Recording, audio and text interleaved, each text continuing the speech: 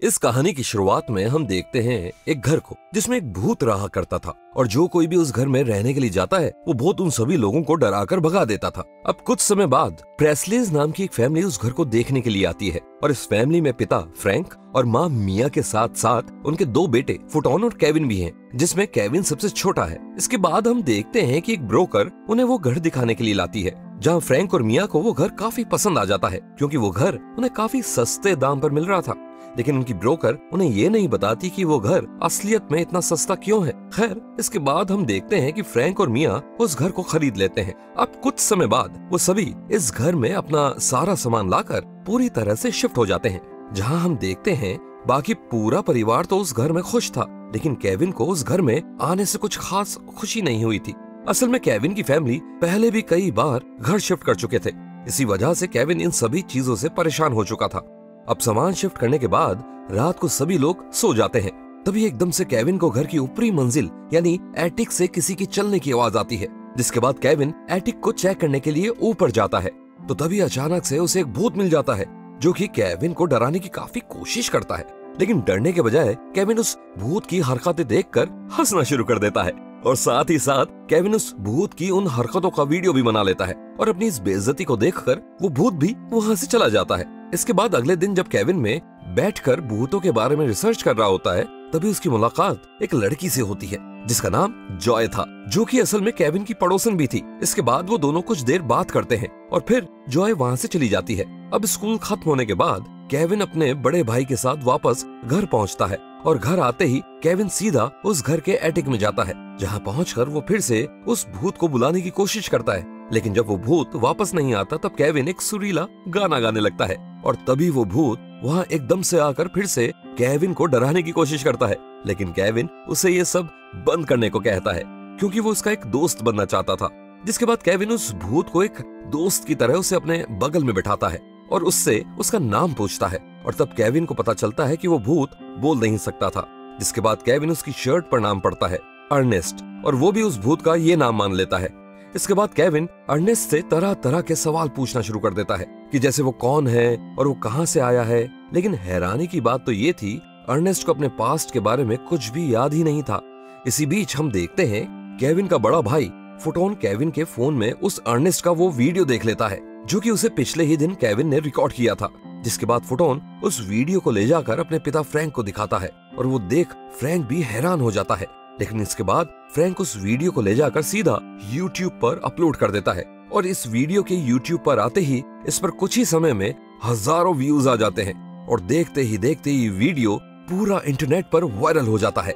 अब क्योंकि फ्रैंक का वीडियो बहुत ज्यादा वायरल हो चुका था तो इस बात से फ्रैंक के मन में लालच आ जाता है और फ्रैंक फुटॉन और केविन को अपने साथ फिर से उस एटिक में लेकर जाता है, जहाँ वो केविन फिर से उस भूत को बुलाने के लिए कहता है ताकि फ्रैंक उस भूत की एक और वीडियो बना सके। जिसके बाद केविन अर्नेस्ट को बुलाने के लिए फिर से गाने गाना शुरू कर देता है और केविन का ये गाना सुनकर अर्नेस्ट एक दीवार से बाहर निकल कर आता है। लेकिन तभी वहाँ मिया आ जाती है, जिसे शुरू में वहाँ उस भूत का होने का एहसास नहीं होता है, लेकिन जैसे ही मुड़कर पीछे देखती है तभी वो भूत उसे वहाँ दिखाई दे जाता है, जिसे देखकर मिया बहुत डर जाती है और जोर जोर से चिल्लाने लगती है और फ्रैंक इस सारी घटना को अपने फोन में रिकॉर्ड कर लेता है। जिसके बाद वो इस पूरी वीडियो को फिर से YouTube पर अपलोड कर देता है और इंटरनेट पर आने के कुछ ही मिनटों बाद वो वीडियो पूरी तरह वायरल हो जाता है और फ्रैंक को तब पता चलता है कि इस वीडियो का पिछली वीडियो से भी बहुत ज्यादा असर था। पूरे इंटरनेट पर बस अर्नेस्ट की ही बातें होना शुरू हो चुकी थी, लेकिन इसके बावजूद भी मिया अब उस घर में नहीं रहना चाहती थी। जिसके बाद फ्रैंक मिया को बड़ी मुश्किल से समझाता है कि जो भी पैसे उनके घर आएंगे उस पैसे से वो अपना भविष्य और बेहतर बना सकते हैं।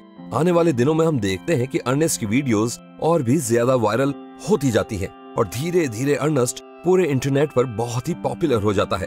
इसी समय ऐसे ही भूतों के ऊपर रिसर्च करने वाली एक प्रोफेसर लीजी का ध्यान अर्नेस्ट की खबर पर जाता है। जिसके बाद वो जाकर CIA एजेंट चिपले को इसके बारे में बात बताती है, पर उस समय चिपले लीजी की बात पागलपन समझकर उसे अपने ऑफिस से निकाल देता है। दूसरी तरफ हम देखते हैं फ्रैंक अपनी नई इन्फ्लुएंसर वाली जिंदगी से बहुत खुश था, जहां हम देखते हैं कि उनके घर के बाहर अर्नेस्ट के कई सारे फैंस अर्नेस्ट की बस एक झलक देखने के लिए लाइन लगाकर खड़े रहने लगे थे। इसके बाद हम देखते हैं कि केविन फिर से अर्नेस्ट से जुड़ी कोई भी जानकारी इंटरनेट पर सर्च करने की कोशिश करता है, जिसमें उसकी दोस्त जॉय भी उसकी मदद कर रही थी।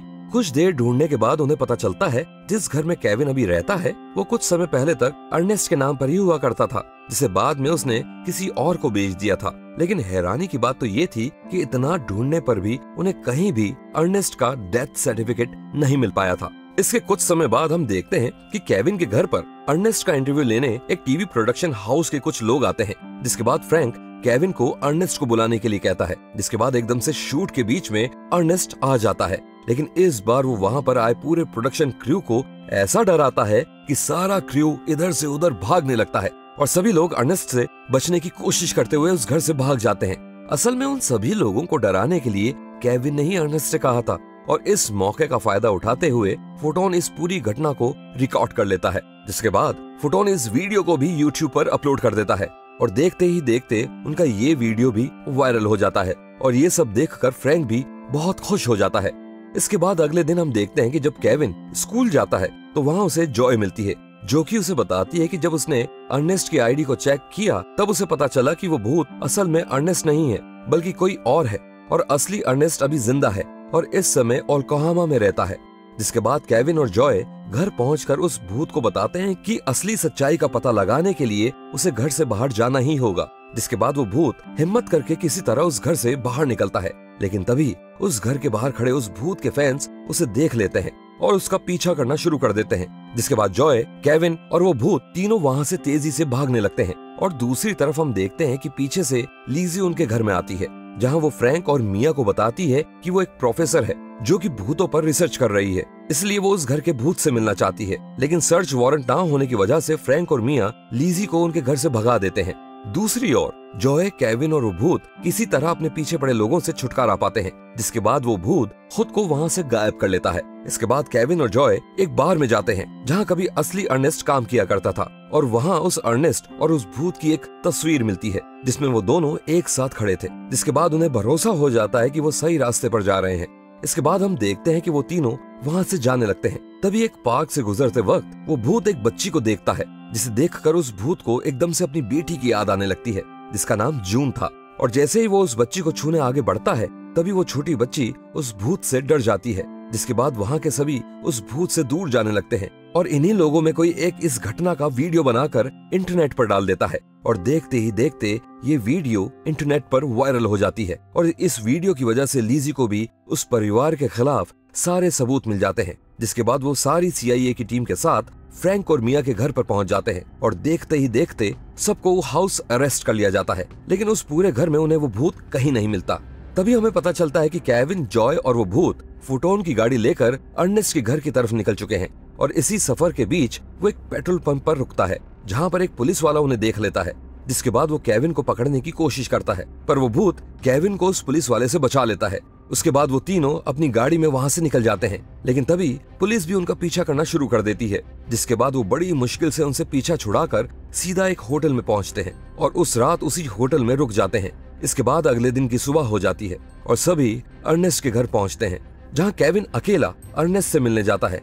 अर्नेस्ट के घर पहुंचकर केविन को पता चलता है कि उस भूत का असली नाम रैंडी है, जहां अर्नेस्ट उसे ये भी बताता है कि असल में रैंडी की पत्नी का देहांत बहुत पहले ही हो गया था। जिसके बाद जून की सारी जिम्मेदारी रैंडी को अकेले ही संभालनी थी, लेकिन रैंडी नशे की लत में पड़ गया और एक दिन घर छोड़कर चला गया और फिर कभी वापस नहीं लौटा। जिसके बाद रैंडी का एक अच्छा दोस्त होने के नाते उसकी बेटी जून का ख्याल अर्नेस्ट और उसकी पत्नी ने रखना शुरू किया और पाल पोस कर बड़ा किया। उनकी ये सारी बातें वो भूत यानी रैंडी सुन लेता है और अर्नेस्ट पर बहुत गुस्सा हो जाता है क्योंकि उसे पता था कि वो झूठ बोल रहा है। लेकिन तभी वहाँ लीजी अपनी टीम के साथ पहुंच जाती है, जिनके पास भूतों को पकड़ने के लिए स्पेशल हथियार थे। जिसके बाद वो रैंडी पर एक के बाद एक वार करते हैं और रैंडी को पकड़कर वहाँ से ले जाते हैं। इसके बाद हम देखते हैं कि लीजी की टीम उस भूत को एक ऐसी जगह लेकर जाती है जो कि स्पेशली उसके जैसे भूतों के लिए ही बनाई गई थी ताकि रैंडी वहाँ से भाग न पाए। तभी वहाँ लीजी रैंडी से मिलने आती है और उसे देखकर उसकी आंख से आंसू आने लगते हैं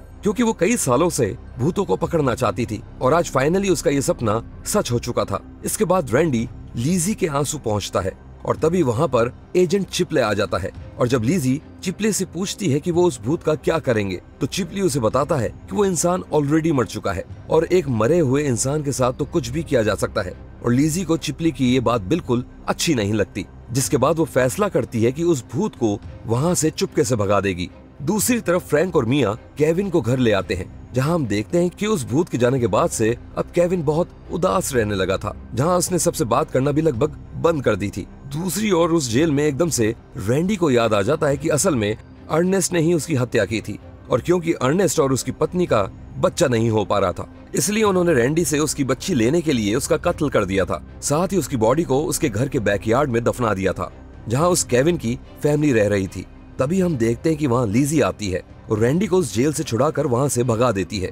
वहीं दूसरी ओर अर्नेस्ट प्रिस्लिस के घर में पहुंच जाता है, जिसके बाद वो केविन को पकड़ लेता है।